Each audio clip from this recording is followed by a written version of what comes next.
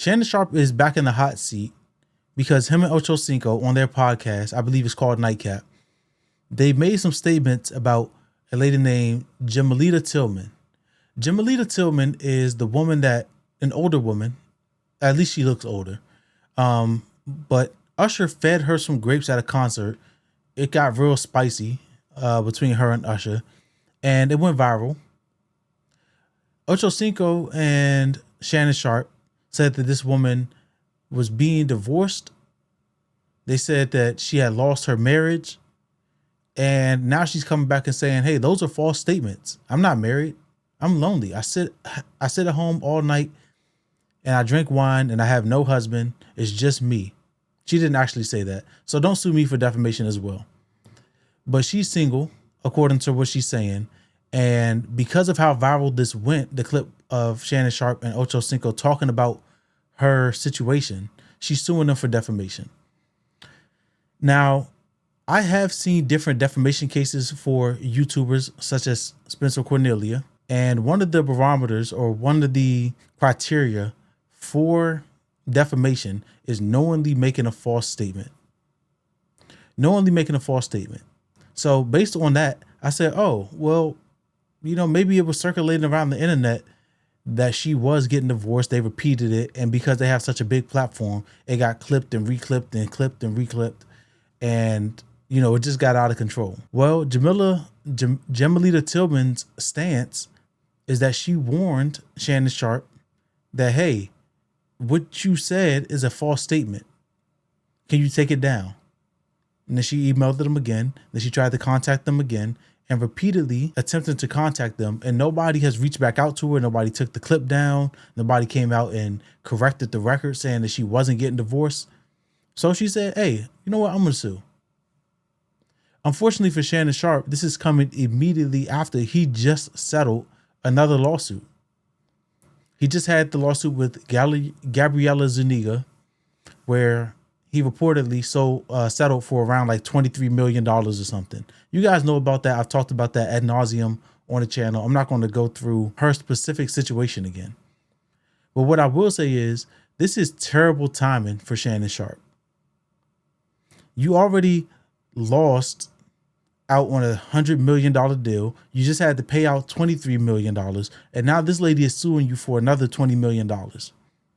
Do I think she's going to get exactly what she's asking for? No, she's not going to get 20 million. But is she going to get, if this ends up going to trial, is she going to get some money? Yeah, possibly. I'm going to let the lead attorney go through some of the criteria for defamation because he's a lawyer. He obviously knows more about it than me, and he seems to think that this lady will win. Again, if we look at the factors, this lady may have a really strong case. She can prove that the statement was about her. She can prove that the statement was published. She can prove probably that the statement was made in reckless disregard of the truth because she's not married, and I don't think that Shannon or Ocho really investigated to see if she was married or not. She can prove that the statement was false, and she can prove damages, I believe. She can prove some reputational injury because it's going to be easier for her to prove these things since the law is going to consider her to be a private person. Guys, the law is pretty. So real quick, before the lead attorney gets back into that, my major concern here is the negligence part. Because I did see the clip where she was being fed the cherry, and the caption on that clip was, this woman got divorced from her husband. He left her. She's single now, blah, blah, blah. That clip did not come from Shannon Sharpe and Ocho Cinco, the one with the caption on it. So did they start the rumor that she was being divorced, or did they see it somewhere and repeat it and echo it? And because they have a larger platform, it just spread like wildfire. I don't know. But according to the lead attorney, there has to be some sort of due diligence for you to make those types of claims. For you to claim that this woman was married, go on your platform and spread it to millions of people, you had to have done some due diligence. And I think the biggest takeaway from this, the Shannon Sharpe thing, is he's got to just step out of the spotlight for a second.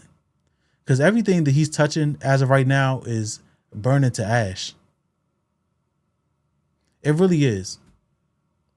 Missing out on deals, getting fired, losing sponsors, and then only to be hit with another lawsuit immediately after you settle one, that's got to be messing with his head.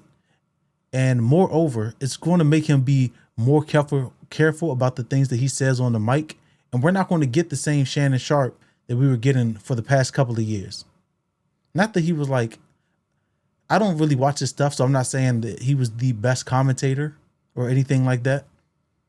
But he has been going viral. He does have a bunch of subscribers on his personal show, the Club Shay Shay, as well as the one that he has with Ocho Cinco, which is the one that's being sued.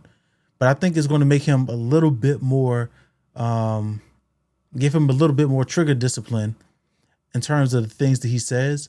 And part of what makes people come to your channel, part of what intrigues people is your authenticity.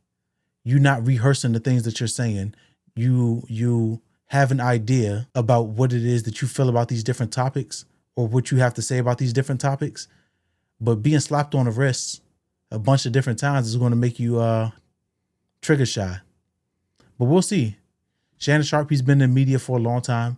Maybe I got it completely wrong. Maybe they end up settling, or maybe she ends up dropping the lawsuit. Maybe all she wants is an apology and an acknowledgement that she's not married. Who knows?